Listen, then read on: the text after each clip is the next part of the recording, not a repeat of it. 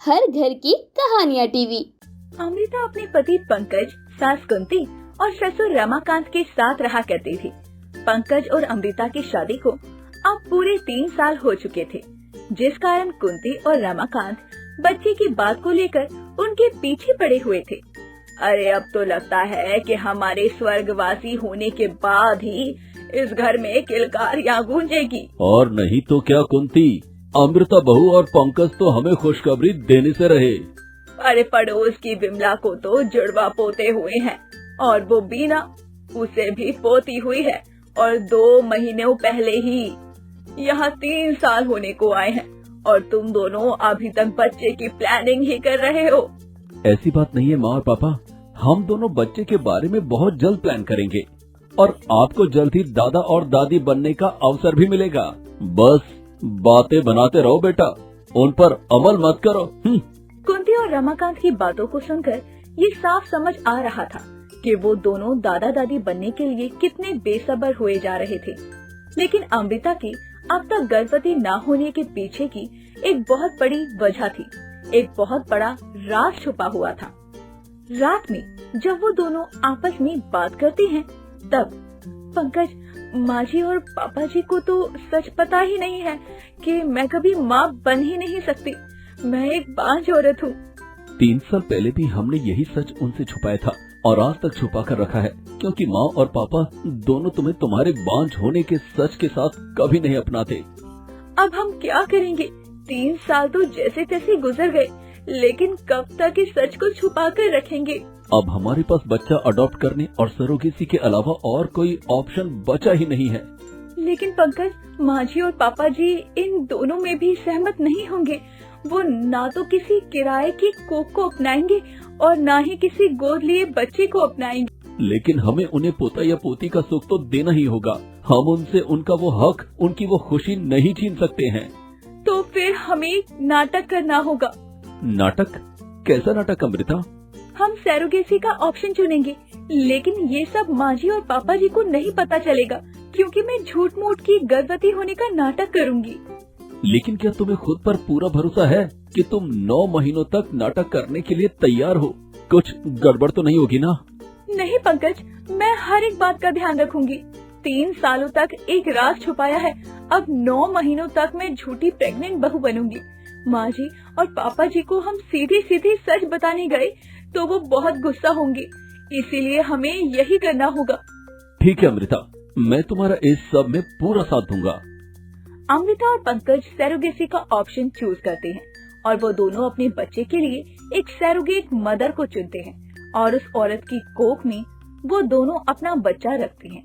और घर पर अमृता कुंती और रमाकांत को बताती है कि वो गर्भवती है। क्या बहू, तूने मेरे जीवन की सबसे बड़ी खुशखबरी दी है मुझे। मैं बहुत खुश हूँ। आज तो ढोल नगाड़े बजने चाहिए भाई। कुंती, हम दोनों दादा दादी बनने वाले हैं, इससे बड़ी खुशी की बात और क्या हो सकती है?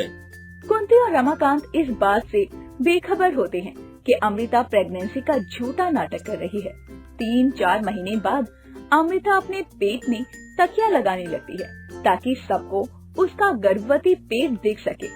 ये ले बहू, तेरे लिए ये गोंद के लड्डू मैंने अपने हाथों से बनाए हैं। Thank you so much mummy जी। बहू, मुझे एक बात समझ नहीं आई। तुम्हें गर्भवती हुए अब लगभग 4 महीने होने को आए हैं और तुमने अब तक किसी भी चटपटे या अतरंगी खाद्य पदार्थ को खाने की इच्छा नहीं जताई। वो होती है ना, इच्छा होती है मेरी।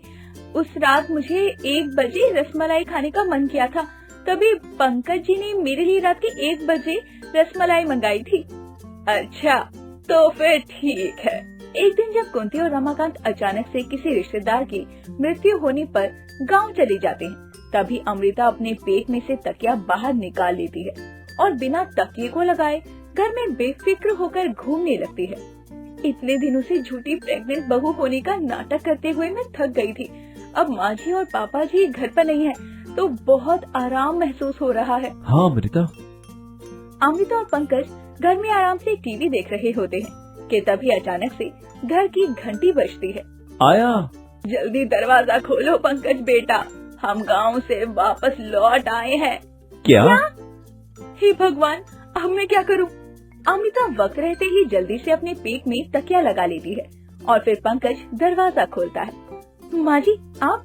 पापा जी, आप लोग तो कल आने वाले थे ना, तो आज कैसे आ गए? वो बहू, हमें आज की ही गाड़ी मिल गई, इसलिए हमने सोचा वैसे भी अब वहाँ सारी चीजें हो चुकी हैं, इसलिए आज ही निकल आए। अच्छा, तो ये बात है। बहू तू ठीक तो है ना? तुझे हमारे जाने के बाद कोई तकलीफ तो नहीं हुई ना? ये देख, गांव से मैं तेरे लिए अच्छी अच्छी चीजें लेकर आई हूँ खाने पीने के लिए। अरे वाह, थैंक यू सो मच माँ जी, आप मेरा कितना ख्याल रखती हो। सच में मैं बहुत खुशकिस्मत हूँ जो मुझे आप जैसी सास मिली है, और मैं बहुत खुशकिस्मत हूँ कि मुझे तुझ जैसी बहू मिली है जो अब मुझे मेरा होने वाला पोता या पोती देगी। मैं बस उस दिन का इंतजार कर रही हूँ जब ये तेरी कोख में पल रहा हमारा छोटा सा मेहमान इस दुनिया में आ जाएगा और मैं उसे प्यार दुलार दूंगी। हाँ बहू, बात तो सच कही कुंती ने। हे भगवान, माँ जी या पापा जी ये गैस ना कर ले कि मेरे पेट अब इतना छोटा क्यों लग रहा है। मेरे तकिया मेरे पेट को मोटा दिखा रहा है, लेकिन इस वाले तकिए में ये छोटा लग रहा है। प्लीज बचा लो भगवान जी, बचा लो। अरे अमृता बहू, तेरा ये पेट थोड़ा छोटा छोटा नहीं लग रहा? अरे कैसी बात कर रही हो कुंती तुम भी, बहू का पेट तो वैसा का वैसा ही लग रहा है। तुम गांव से लौट रही हो इसलिए तुम्हें ऐसा लग रहा है। हाँ हाँ, शायद आप सही कह रहे हो। उस दिन अमृता बाल बाल बच जाती है। अब दिन गुजरते जाते हैं और हर एक दिन अमृता और पंकज के लिए और कठिन साबित होता जा रहा था, क्योंकि हर रोज दिन रात नाटक करके अब वो बहुत ज्यादा मुश्किलों से घिर चुके थे। अमृता और पंकज अपने बच्चे की सरोगेट मदर से मिलने अक्सर जाया करते थे और वो उसके खाने पीने की सारी सुख सुविधाएं भी देती थी ताकि उनके होने वाले बच्चे पर कोई आंच न आए। एक दिन जब कुंती के गोंद के लड्डू पंकज उस सरोगेट मदर को देने जा रहा होता है, तभी कुंती उसे पकड़ लेती है। अरे पंकज बेटा, ये गोंद के लड्डू तू कहाँ ले जा रहा है? वो माँ, मैं वो ये लड्डू तो मैंने अमृता बहू के लिए बनाए हैं ना, तो उसे खाने चाहिए। दरअसल माँ, वो अमृता की एक सहेली है, टीना हमारे कॉलेज में ही हमारे साथ पढ़ती थी। वो भी प्रेग्नेंट है, लेकिन उसकी सास उसके साथ नहीं रहती, इसलिए अमृता ने कहा कि ये आधे गोंद के लड्डू मैं उसे दे आऊं। अच्छा, ऐसी बात है क्या? अगर ऐसा ही है तो मैं टीना के लिए नए लड्डू बना देती हूँ। अब ये ले जा तू, लेकिन कल से जो मैं अमृता बहू के लिए बनाऊंगी वो टीना को भी दे आना, ठीक है? ठीक है माँ, आप सच में बहुत अच्छी हो। लेकिन एक दिन जब अमृता सो रही होती है, तभी नींद में करवट लेने के बाद उसके पेट पर लगाया हुआ तकिया नीचे गिर जाता है और ये कुंती और रमाकांत देख लेते हैं। अपनी बहू का पेट गर्भवती ना देखकर कुंती और रमाकांत के होश उड़ जाते हैं। हे भगवान, इसका मतलब ये लड़की इतने महीनों से प्रेग्नेंट होने का नाटक कर रही है, और वो भी ये तकिया लगाकर। तुमसे ये उम्मीद नहीं थी बहू। माँ जी, पापा जी, माफ कर दीजिए, लेकिन मेरी पूरी बात सुनिए। मेरे इस नाटक को करने के पीछे एक बहुत बड़ी वजह थी। अमृता और पंकज आखिरकार ना चाहते हुए भी कुंती और रमाकांत को सारा सच बता देते हैं कि आखिर उन्होंने ये नाटक क्यों किया।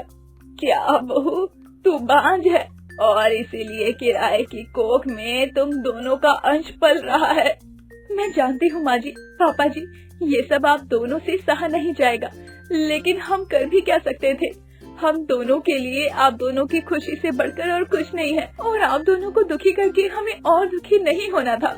हाँ, हम जानते हैं कि हमने आप दोनों से इतने बड़े सच को छुपाकर बहुत गलत किया है, लेकिन हमारी भी उसके पीछे मजबूरी रही। माँ जी, क्या हुआ अगर पंकज और मेरा बच्चा किसी और की कोख में पल रहा है तो वो हम दोनों का ही अंश ना।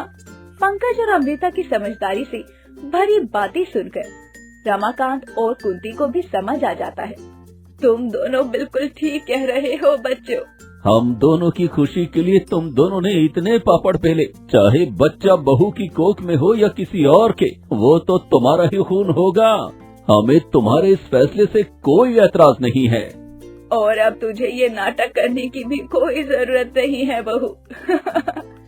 थैंक यू माँ जी। और इस तरह अंत में कुंती और रमाकांत के सामने सच आने पर वो सब कुछ समझ लेते हैं और अमृता और पंकज का साथ देते हैं। 9 महीने पूरे होने पर अमृता और पंकज को एक प्यारी सी बेटी होती है और फिर पूरा परिवार खुशी के साथ रहने लगता है।